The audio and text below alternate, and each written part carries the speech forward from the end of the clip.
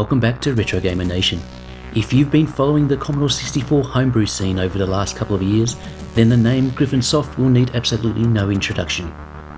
Ola Zandelin and Dennis Gustafsson gave us Musketeer in 2025, a clean, charming, swashbuckling adventure, then followed it up almost immediately with Sherwood, which took everything that worked and pushed it much further.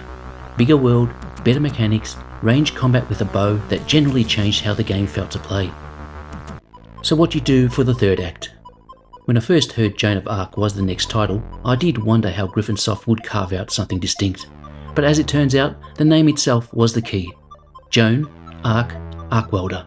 From that single wordplay pivot, an entirely new world opens up. Rather than lead into the history, the team shifted the setting to a dystopian factory run by a self-aware management computer called Alpha Omega, which has decided the most efficient path to a maximum output is to enslave the workforce entirely. You play as Arc Welder Joan 27J/6, and your mission is to bring the system down and free the workers.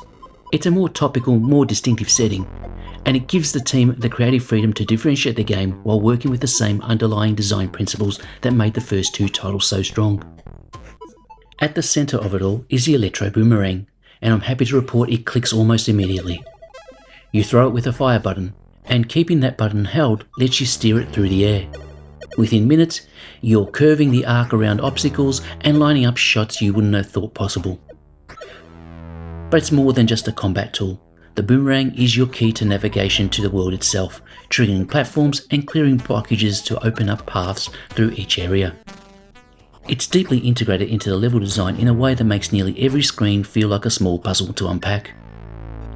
The game world is built around a central hub that branches out to 4 distinct zones, and progress through it is carefully gated.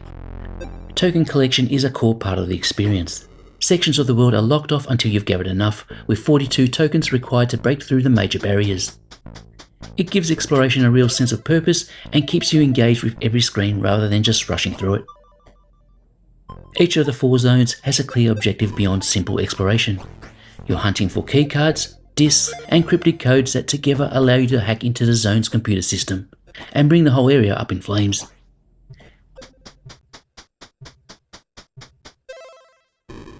It's a satisfying loop that gives each zone its own narrative payoff and keeps the momentum building across the game. Visually, the factory setting gives the game a somewhat different personality to its predecessors. Industrial and oppressive, with just enough character in the sprite work and backgrounds to stop it feeling cold.